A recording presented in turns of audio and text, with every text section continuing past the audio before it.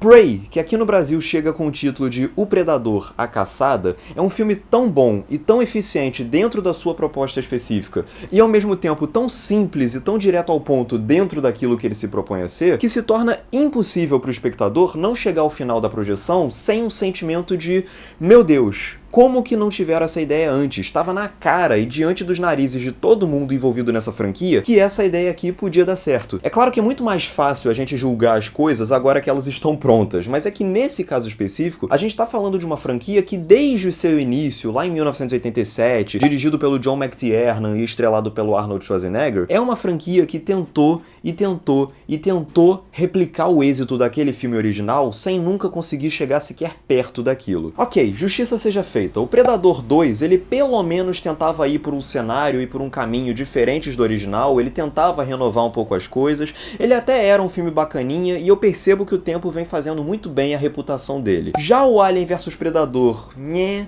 Alien vs Predador 2 é muito pior do que nhé. Predadores tem muito tempo que eu não vejo e a minha memória sobre ele não é das mais favoráveis, mas ainda assim eu acredito que Predadores deve ser uma obra-prima comparada com o Predador que o Shane Black dirigiu em 2018 e que era um desastre. Prey, por sua vez, é um filme que finalmente traz algum vigor e alguma luz para uma franquia que parecia perdida para sempre. Mais do que isso, é um filme que propõe direções novas e particulares para uma saga tão batida, inserindo ideias promissoras, elementos novos e contextos que conferem frescor à saga do Predador. A trama é basicamente similar à do filme de 87. Um grupo de indivíduos fortemente armados e prontos para o combate é jogado no meio de uma floresta enquanto que um predador extraterrestre capaz de ficar invisível surge para atacá-los de forma brutal. A diferença é que o filme de 87 se passava em 87 e girava em torno de um grupo de soldados norte-americanos que era enviado para uma missão na Guatemala, enquanto que esse filme de agora, ele regressa para 1719 e gira em torno de um pequeno grupo de nativos norte-americanos do povo Comanche. Ou seja, em vez de ficar estagnado e parado no presente, o novo Predador ele toma uma decisão curiosa que é a de voltar para o passado e nele encontrar novidades para a série. Se antes nós tínhamos um contexto que era relacionado às políticas intervencionistas dos Estados Unidos,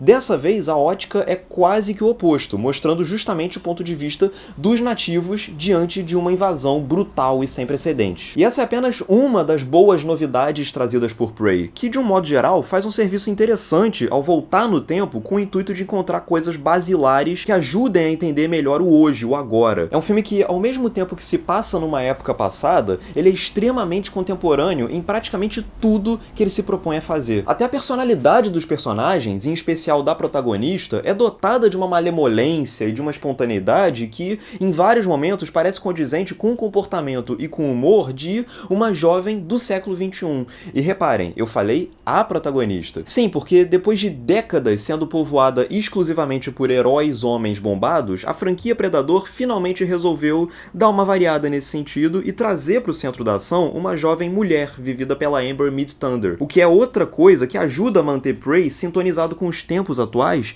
e com a tendência de Hollywood de abrir portas para que mulheres tenham mais voz e mais participação ativa nos blockbusters de ação. É um ato político que não precisa se apresentar como tal, porque o simples fato de ser uma protagonista mulher no meio da ação já é uma renovação e uma decisão política por si só. Além disso, o fato de ela ser uma mulher jovem também traz à narrativa um outro elemento que é um aspecto de amadurecimento, de growing up, de pessoa inexperiente, ou que pelo menos era tratada como inexperiente e subestimada por todos os homens ao seu redor, tendo que, entre aspas, virar adulta e se adaptar a uma realidade cruel, o que também não deixa de ser uma novidade para a franquia. E que é uma novidade que funciona não só pelo arco de amadurecimento da personagem ser bem construído, e mas principalmente por reforçar, em retrospecto, o caráter, entre aspas, predatório que dá título à própria série em si. Não é simplesmente uma trama sobre uma heroína aprendendo a se defender. É uma trama sobre um ser humano aprendendo a fazer do predador a sua presa. E é uma característica temática e narrativa específica que eu até acho que o Prey divide em comum com o filme anterior do seu diretor, o Dan Trachtenberg, que tinha sido aquele Rua Cloverfield 10, que é bem legal. O filme inteiro parece interessado em regressar a esse aspecto primal da palavra predador,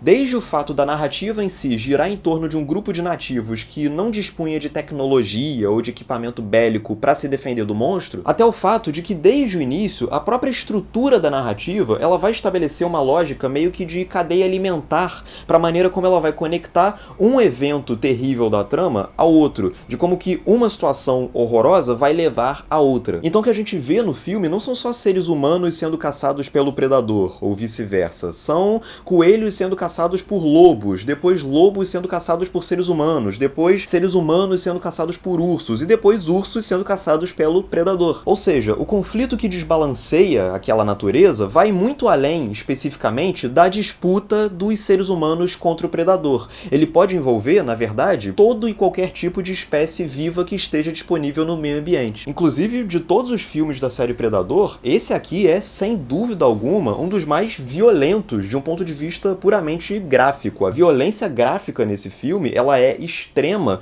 sempre reforçando justamente essa brutalidade cada vez maior de cada predador que vai passar pela trama. Do ponto de vista de criação de atmosfera, é sempre um prazer imenso quando você assiste a um filme e você percebe, você sente que o cineasta por trás dele, ele tinha plena noção e pleno controle de todos os objetivos que ele tinha em mente e como executá-los. E o Dan Trachtenberg, ele demonstra aqui no Prey uma noção e um olhar para articular a suspense e horror que é realmente invejável. Ele compreende, inclusive, que uma das coisas mais importantes para você poder fazer essa atmosfera de tensão funcionar é saber manipular e direcionar as expectativas do público com relação ao que vai acontecer no instante seguinte. Então ele permite que o plano se prolongue pelo tempo que for ideal para que a gente possa ficar ansioso com relação ao que vai surgir na tela imediatamente depois. Eu gosto muito de como o Trachtenberg e o diretor de fotografia, o Jeff Cutter, eles usam a distância focal da lente para direcionar as expectativas do espectador quanto à relação entre os diferentes pontos do cenário. Eu gosto muito de como eles pensam e criam uma decupagem que direciona o olhar do espectador para os cantos mais vulneráveis, digamos assim, da imagem, do quadro. Por exemplo, quando a gente tem um plano em que um ator está localizado num canto específico do quadro e ao lado dele tem um grande espação vazio, a gente automaticamente cria a expectativa de que